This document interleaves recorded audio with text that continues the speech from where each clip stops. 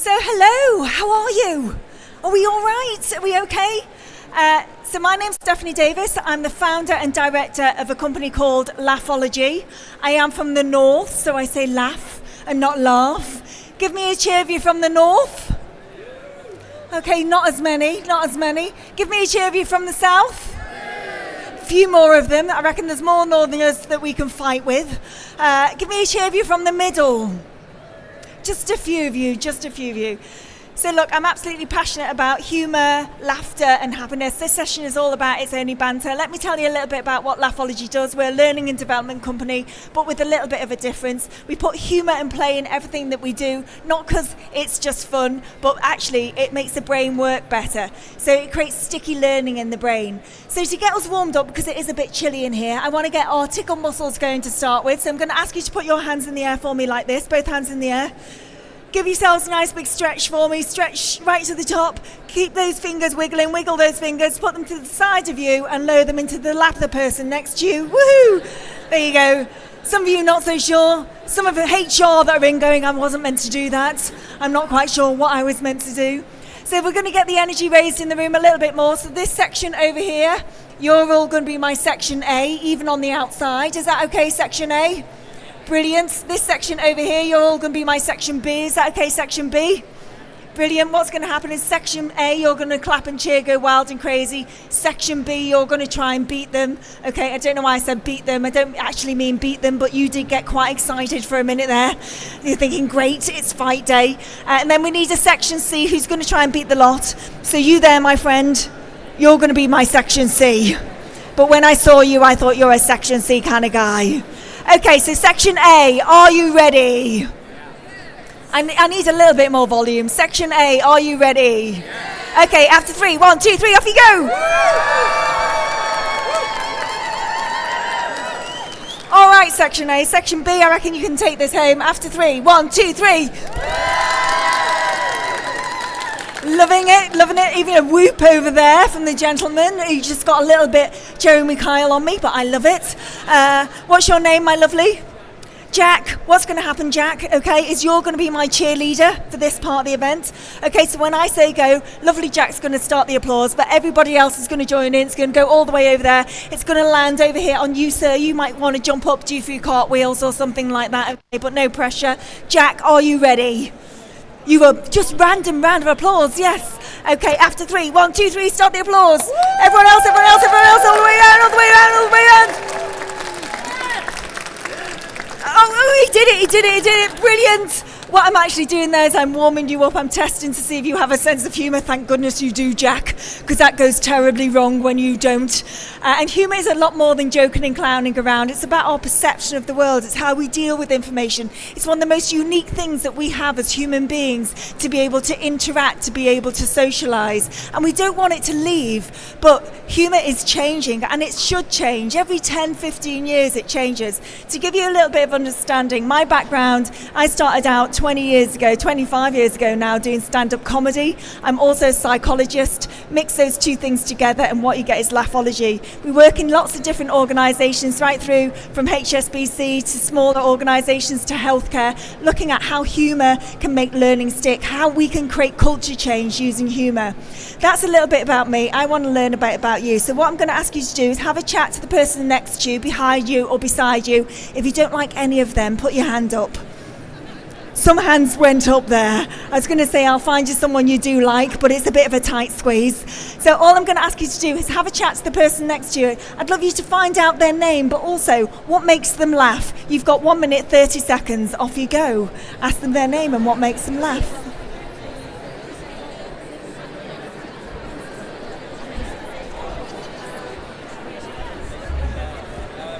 Love your glasses. What, my darling? I stole it from my daughter. Oh, I she love doesn't them. know anything. And I come from Greece, so she's not getting them back.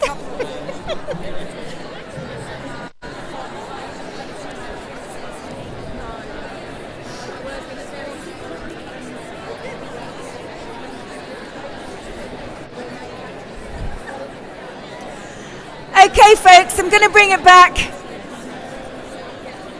I'm going to go over here. To this side over here. What were you talking about that makes you laugh? My lovely friend here, what were you talking about? When somebody falls over. So other people's misfortunes, that's what you're talking about. In a really serious situation. I love it when people walk into glass doors that are actually shut. That's my favourite.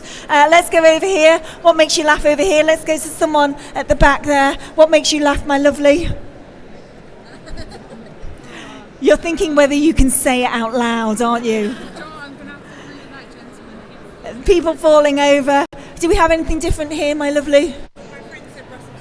Russell Kane, absolutely, yeah, so comedians. But what was lovely, what I really enjoyed, is when I just asked you to chat to the person around you about what makes you laugh. There was suddenly an energy in the room. You lifted, you started to connect. Laughter and humour has this most beautiful impact on how we connect as human beings. So we don't want to lose it. And if we are talking about laughter and humour, we want to first define what it is. So I'm going to ask you very quickly to have a chat again with somebody different and just think about if someone was to ask you what is laughter, what is humour, how would you define it, what actually is it and why is it important? I'm just going to give you 45 seconds this time and you might get a prize if you give an answer. Off you go.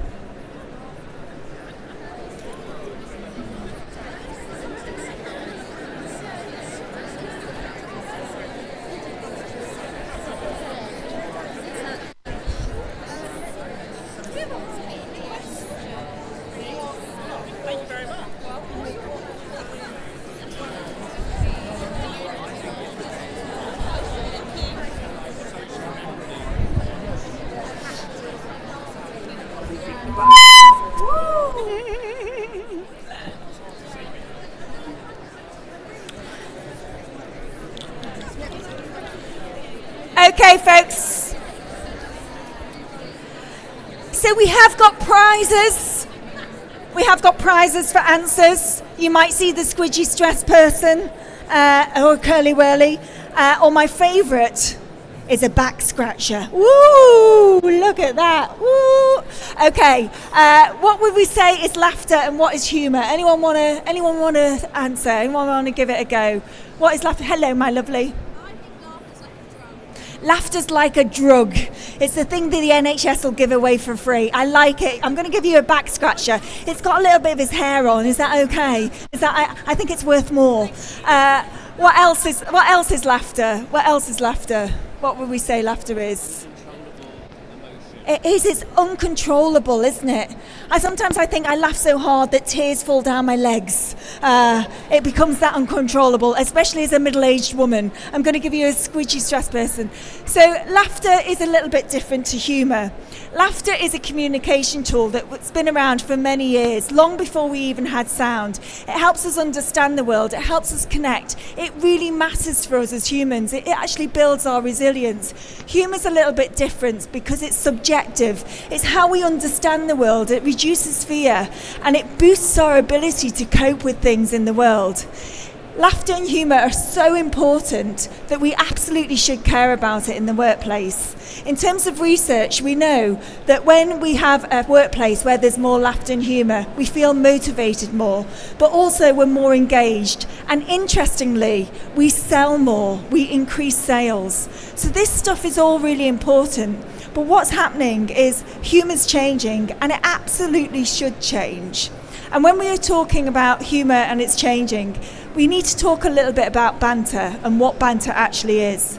So I'm just going to talk to you a little bit about what banter is. But before I do that, I'd love you to have a chat with the person next to you and think about what is banter, but also about when you're at school. Because banter was something that actually happened when I was at school. But there is a line and there's a crossover with that line. And when I was at school, people had nicknames.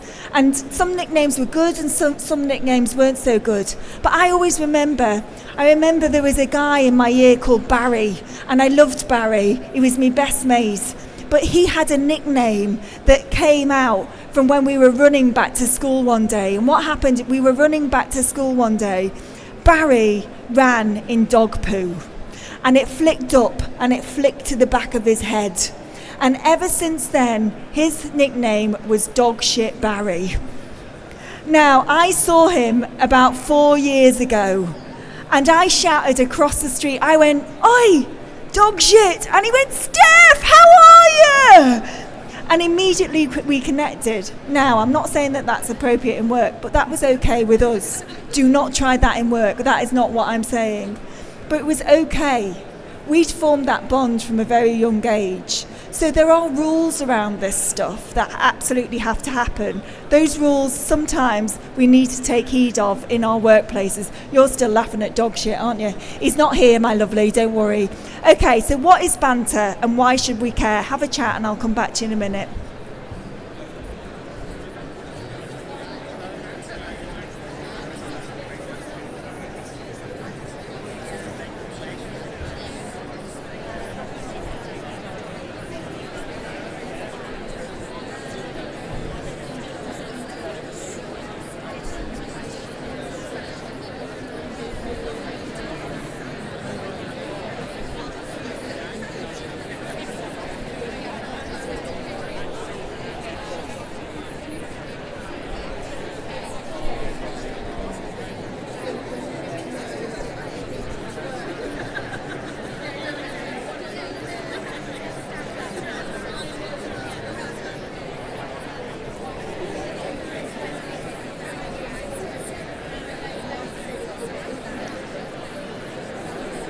Okay, my lovelies.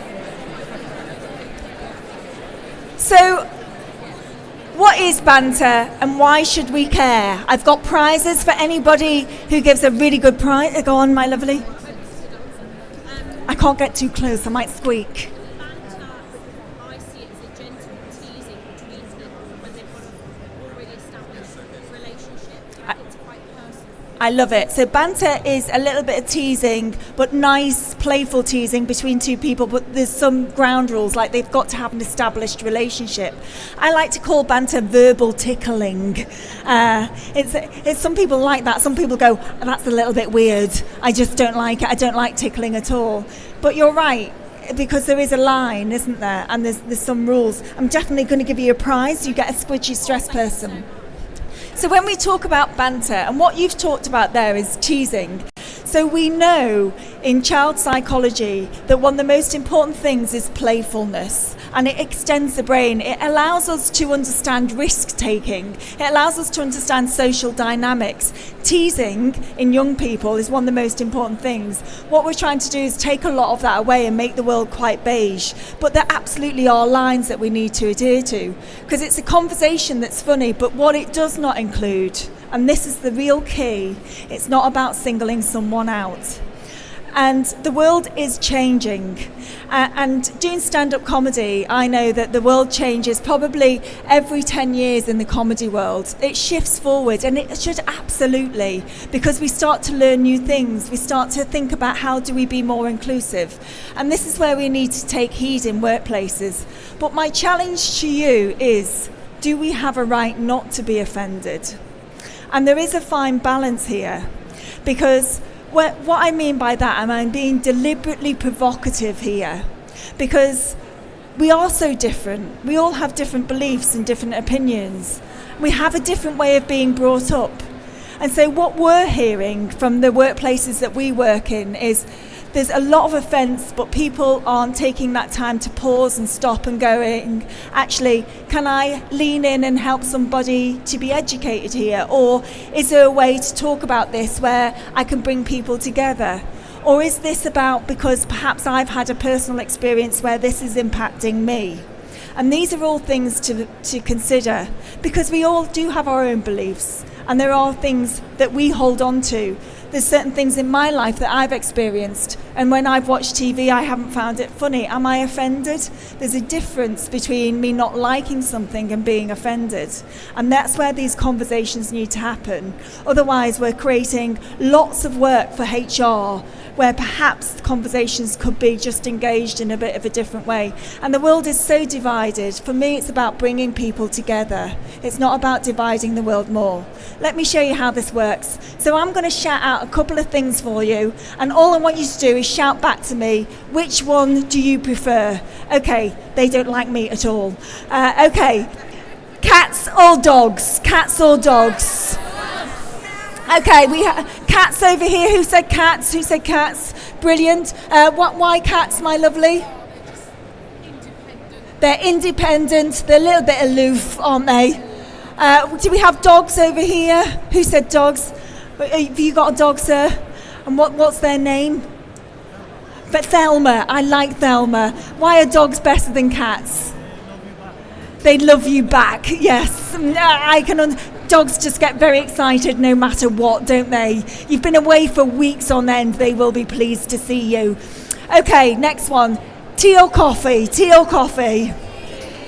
Tea. Oh, that was a very definite coffee down there. You just looked at me as if to say there is no other drink. Why coffee, my lovely?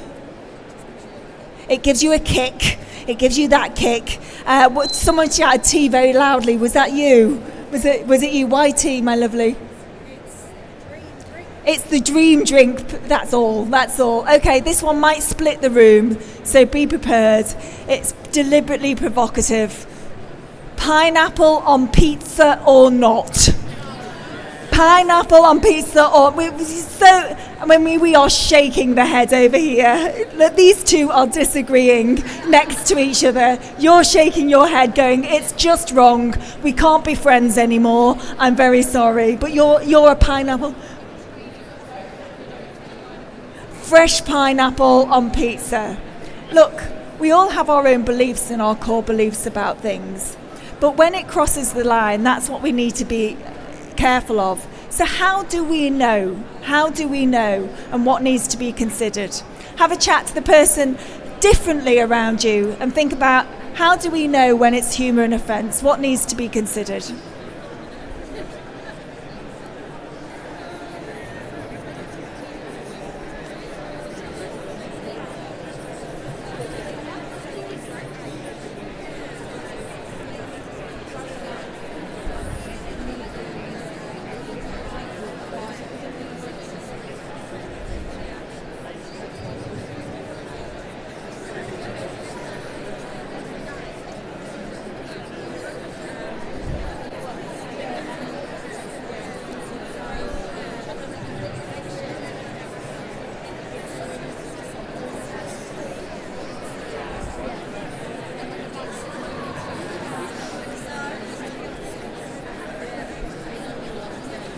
Okay, folks, just shout at me. What do we need to consider? What are the things that are really important? What? I like that. The relationship you currently have with that person. What else? The intent, yeah? But actually, sometimes we didn't intend, but it still has impact. So what do we do about that? What else were people saying? The power dynamic, absolutely. So if we've got somebody who's higher level and doing it to somebody lower level, that's something that we have to consider. Also, if you are at work and you've got a great relationship with somebody and you're senior and actually you're having banter here but they're overhearing it, what might those people think about that? Because they might think, is that the way we speak to each other around here? So the environment that you keep and those around you is really important to consider. What else? What else do we need to consider? Yeah, the situation you're in. Do you know, when you walk into a comedy club, it says comedy above the door. You do have to suspend reality a little bit. In workplace, it is different. We have to abide by some rules. We have to understand that there's lots of people in there who they are from different backgrounds. They come from different places. And we are working in workplaces now where we have the biggest diversity ever. We have young people, our Gen Zs, right through to our older people. And so it's the first time that we've got 5 generations working together. And this is where we're getting a little bit of rubbing shoulders and a little bit of misunderstanding. And it's not about that people deliberately cause offence, but sometimes they absolutely do. So how do we manage some of that stuff? How do we know when it's deliberate, when it's intended? And how do we challenge that? Look, it should never be to insult. If it becomes regular and persistent, but also if they've asked someone to stop and then it continues. And that's the key point. So if we've said, I don't like that or it's offensive, and let me talk to you about it, that's when we know that it's starting to turn. There's also lots of other things to consider, life experiences, culture, all those things. It seems like a lot, doesn't it? It seems like a lot. Let me show you how this works. So stand up for me. I'd just like you to turn to the person next to you and pay them a compliment. Off you go.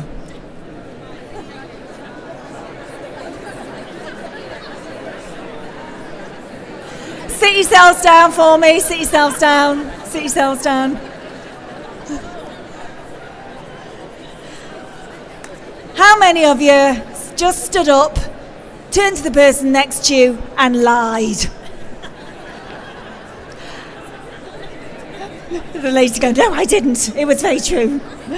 How many of you actually stood up there, just panicked, looked at the person and just went, I really like your eyes? How many of you found that a little bit awkward? Look, when we know somebody, we're much better at being able to navigate these conversations. If I said to you now, okay, next you're going to stand up and you're going to have a bit of banter with that person, you panic. Because we don't know what all this stuff here. And sometimes in workplaces we don't know this stuff. And that's why we have to be, and we absolutely should be, a little bit more cautious. And there's also the protected characteristics. These are absolutely no-go areas. And this is when we get a little bit of a distance when we are working with those different generations, because perhaps what was okay then isn't okay now. And this is stuff, it's about education. How do we help people keep laughter and humour in the workplace? Because we don't want it to disappear. It's beautiful. But the minute we have to say it's only banter, that's when it's not. All the stuff that you were talking about, I'm not going to read out all these things and some of them that we've gone through, but I will share the slides with you afterwards. But what happens when somebody is offended?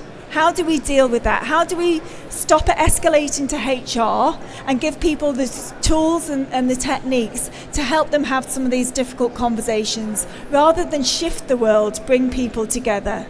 This is a lovely little rule that we at Laughology called the 3Ds, and it's based on research. How do we create a structured approach to having difficult conversations? Whether that is about banter, whether that is about anything else. So direct, disarm and decide. And when I talk about direct, the reason why this is so important is it's going to the person, so we don't create this unhelpful narrative where perhaps somebody is feeling that they didn't know that it wasn't right, but they're being talked about in other areas. How do we do that? Otherwise, we end up with a really unhelpful dynamic, which is a dynamic which I'm going to share with you. But when I share this next slide, because of the name of it, I'm going to share it and I'd like you all to go, ooh, okay, when I share it. Are you ready? So if we don't do this, we end up moving into a dynamic called the drama triangle. That was all right, so we'll try it again, okay? Because it was only average. So we end up going into a dynamic called the drama triangle. Much better, thank you very much. You've probably seen the drama triangle before. If you haven't, it's one of the most useful psychology models that you can learn, that you can help your managers with and your teams with, whether that's giving feedback about things that have happened in the workplace, whether that's about general feedback. But what tends to happen is we move around this triangle. Now, we learn the drama triangle from being very young. Whether you have children, have been a child, have been around children, we learn this way of navigating the world. So a child might fall over, and in that falling over, they hurt themselves, they graze their knee, and they suddenly cry, and they suddenly realise that cry gets them a little bit of attention. So if they play the victim, they get rescued. And what happens is the more that they cry, the more that the parent goes, oh, are you okay? And then the child goes, I think it's really sore. You know when they do that breathy thing, when they go, and that gets a little bit more attention. So we start to realise that this dynamic works. And then perhaps after a little while, the parent gets a little bit annoyed and says, look, if you don't stop crying, it's okay now. You're going to have to go and sit by yourself for 5 minutes. That's really mean. But the parent goes, no, you're going to sit in the room for a little while. So then the parent becomes the persecutor. Then perhaps somebody else comes in, maybe a sibling, and goes, what's going on with Jimmy? I hurt my knee and mum's being mean to me. So the other sibling then becomes the rescuer, the parent becomes the persecutor, the child stays in victim. We move around this. The reason why it's so important in our workplaces to be able to break this, it's about people owning what it is that they want to challenge. And rather than being the victim or the persecutor or the rescuer, how can we challenge directly? But it is about doing it in an appropriate way, otherwise we make the situation worse. So before we go into that direct, it's about pause. Okay, what's the curious question here? How can I see it from a neutral perspective? Is there a way to? Now, if it is one of those protected characteristics, then perhaps it will create a feeling, and perhaps there does need to be HR involved if the intent was there. But how can we see it from a neutral perspective? That pause gives us time to not jump in. It allows us to think, feel, do. Okay, how am I thinking? What am I feeling? Therefore, how can I be curious? Rather than challenge in a way that might mean that someone's more defensive. What we want is curiosity. And we choose to respond in a certain way rather than react. And there's a keen difference between react and respond. Let me show you how this works. So stand up again for me. Okay, let's see how the brain works. So I'm going to ask you to hold your hands out like this, okay? And when I say go, you are going to clap, okay?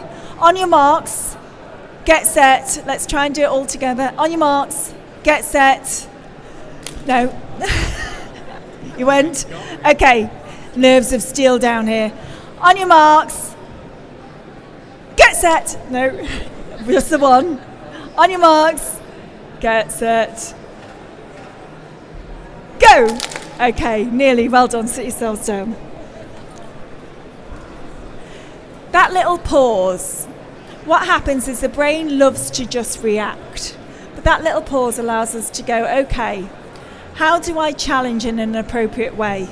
How do I thoughtfully go into this conversation and think about why am I challenging and what do I want the outcome to be? How do we, rather than persecute, challenge, rather than rescue, coach? And when we talk about direct, how do we ask for clarification or frame it as learning in the moment? How do we pick the right setting to be able to challenge? And sometimes it is taking a moment and coming back to it. And it's not about just challenging for challenging's sake. It's about how can we disarm as well so we can have a great conversation. Because if somebody else is highly emotional and they're feeling on the defense as well, we're not going to work our way forward. So how do we move forward, acknowledge the discomfort, but also get people to start thinking and build workplaces where laughter and humour can be, but it's done in a safe way because we don't want to lose it.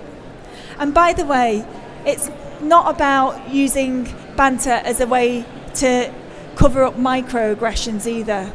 As somebody who has been on the end of microaggressions, I've had lots of this stuff. I'm from a Jewish background and I've had people say to me, "You don't look Jewish." And I'm like, do I now? And it's that thing of, well, what does that actually mean? There's a look, there's a way of doing it. Or, oh, you're good at business because you're Jewish. But it's a compliment. But what it's doing, it's feeding into a narrative. Microaggressions are little micro things that sometimes pass as a compliment or a bit of fun. But actually lots of those micro pricks suddenly become a big thing. So it is about education. What we want to do is we want to create workplaces where people are playful. That's what Laughology is about. We are brilliant at getting people to think differently, whether that's culture change, whether that's in learning, whether that's in performance management. But what we don't want to do is we don't want to create workplaces where people are scared to say stuff. So how do we create allyship? Look, it's about watching the language, making sure people aren't grouping, all this lovely stuff. And my biggest lesson that I can send you away with is, if in doubt, don't say it. Because we all have those little moments, don't we, where we go, in our heads, that's really funny, and we go, say it, say it, say it, and suddenly it's out there, and everyone goes, oh. It's about leaning into learning. How do we create inclusive workforces where laughter can be heard, and laughter and playfulness is part of what we do, because that's when we get happy workforces. If anyone's got any questions, have I got 1 minute? No, he's saying no at the back. He said too much banter. Give yourselves a round of applause. Thank you very much. Do scan the QR code to win a workshop and to get all the visuals, and I'll be out the back if you want to ask me any questions.